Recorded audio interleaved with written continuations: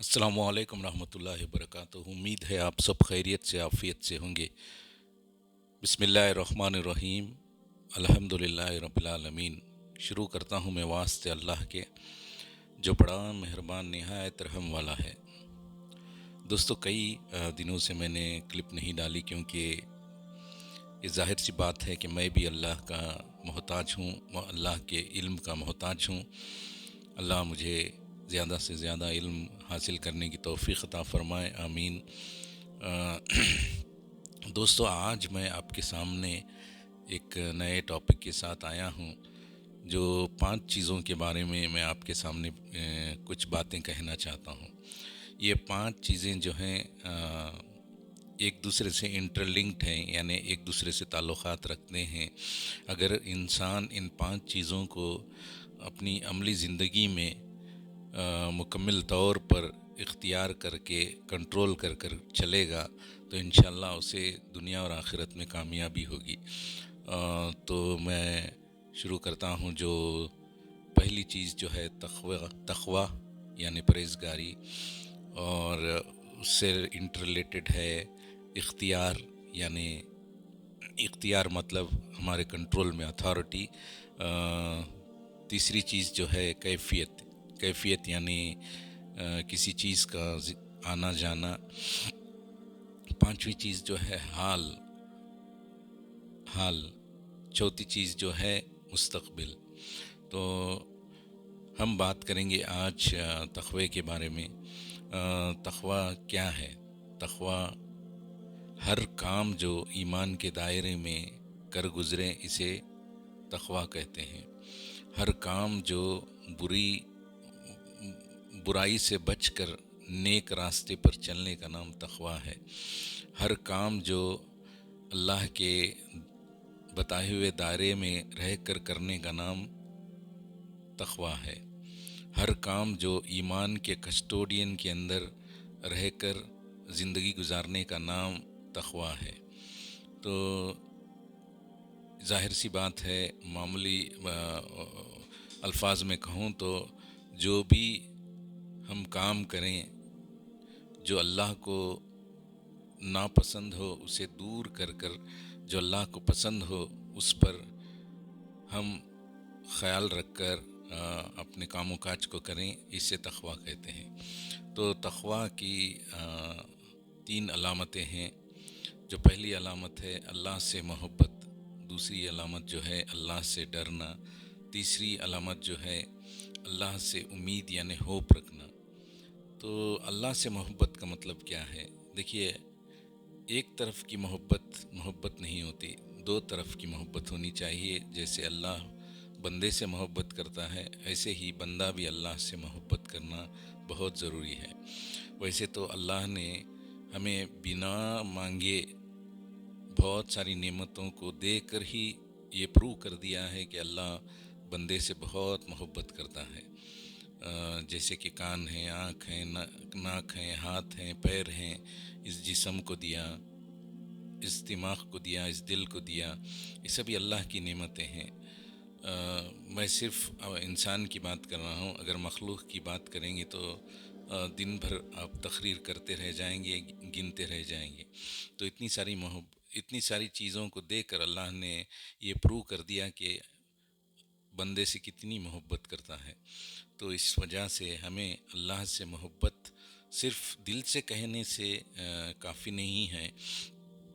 अल्लाह से डर कर अल्लाह के अहकाम पर चल कर, यानी नमाज, रोज़ा, ज़कात, खैरात और इबादतें, दुआ, ज़िक्र व अस्कार, ये सभी चीज़ों को हमारी ज़िंदगी में लाएंगे तो इससे क्या होगा? जो अल्टीमेट डिसीशन मेकर है आखिरत में, उसे आसानी होगी और हमें जन्नत को जाने का मौका मिलेगा और गुनाहों और जहन्नम से महफूज होने का मौका भी मिलेगा। तो इसलिए हमें अल्लाह से डरते हुए अल्लाह के हकाम पर चलना बेहद ज़रूरी है।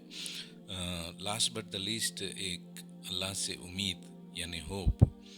देखिए, अल्लाह हर انسان کو آزماتا ہے، چاہے وہ ایمان والا ہو یا بے ایمان ہو۔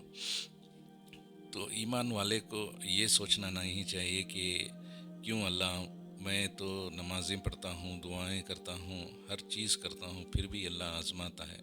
آزمائش تو اللہ کی طرف سے ہوتی ہے۔ یہ اللہ دیکھنا چاہتا ہے کہ آزمائش کے وقت انسان اللہ سے کتنا رجوع ہوتا ہے، کتنی محبت کرتا ہے۔ ہر آزمائش کے بعد انشاءاللہ اس عافیت بھی ہوگی اللہ کی طرف سے۔ تو کئی آزمائشیں ڈپینڈس آن ہماری جو گناہ رہتے ہیں اس کے اوپر بھی آزمائش ہوگی۔ تو ہر حال میں اگر ہم گنہگار ہیں تو اللہ سے معافی مانگ لیں اور اللہ سے امید رکھیں کہ اللہ ہی ہمیں مشکل کے وقت میں ساتھ دینے والے ہیں۔ تو میں بیسٹ ریئلسٹک اگزامپل دینا چاہتا ہوں جو فلسطین کے موجودہ حالات ہیں۔ ان کو ایک ہی چیز جس نے جکڑ کر رکھا ہے کہ ایمان پر چلتے ہوئے ہر حال میں اپنے جان و مال کو لٹا رہے ہیں، وہ کیا ہے؟ وہ ہے ایک قرآن اور اللہ کا حب، دو چیزوں سے۔ تو یہی چیزیں ساری دنیا کو تعجب کر رہے ہیں۔ جو غیر ایمان والے ہیں وہ بےحد تعجب سے دیکھتے ہیں کہ کیسے یہ جذبہ ہے کہ ایمان کے لیے اپنی جان و مال لٹا رہے ہیں۔ تو انہوں نے بہت سارے غیر ایمان والے جو ہیں وہ قرآن کو پڑھنا شروع کیے اور سمجھنا شروع کر رہے ہیں۔ تو آپ حال ہی میں دیکھیں گے تو ایک ول اسمتھ جو انگلش موویز کا فیمس ایکٹر جو ہے، اس نے پوری قرآن پڑھی اور جو سمرائزیشن اس نے دی واقعی تعریف کے لائق ہے۔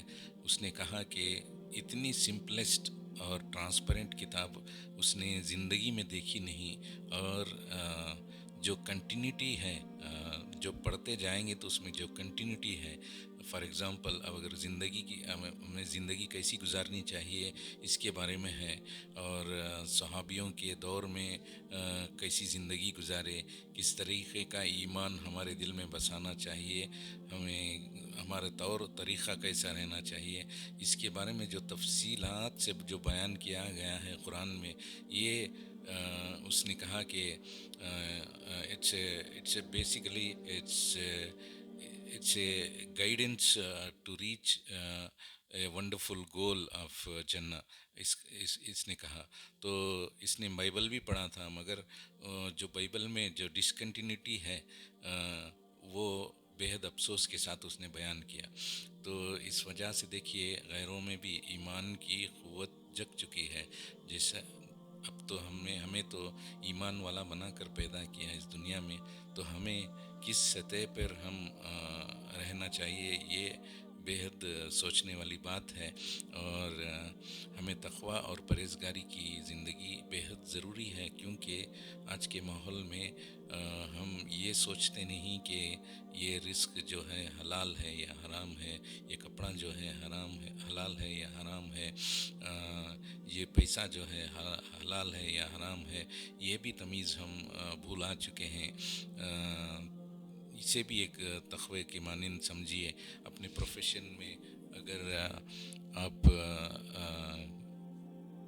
لنچا لے رہے ہیں تو یہ بھی ایک بری بات ہے، جو اللہ کے نزدیک یہ تقوی سے ہٹ کر کام کرنے والی چیزیں ہیں۔ تو میں یہ دو ایگزامپل دیا ہوں، ایسے بہت ساری ایگزامپلس ہیں۔ اب چھوٹی چھوٹی چیزوں کو لگژریس لائف کے لیے ہم لون لینا پسند کرتے ہیں، تو یہ بھی تقوی سے ہٹ کر کرنے والی چیزیں ہیں۔ تو ہمیں اس پہ غور و فکر کرنا چاہیے، اور ہم جتنا قرآن اور ایمان سے جڑ کر رہیں گے اتنا بہتری ہوگی کہ ہم دنیا کے جو غلط کام ہیں ان میں پڑنے سے محفوظ رہیں گے اور تقویٰ پرہیزگاری کی زندگی کریں گے۔ تو یہ تھا تقوی کے بارے میں۔ انشاءاللہ میں آپ کو نیکسٹ کلپ میں اختیار کے بارے میں بات کروں گا۔ جزاک اللہ خیر۔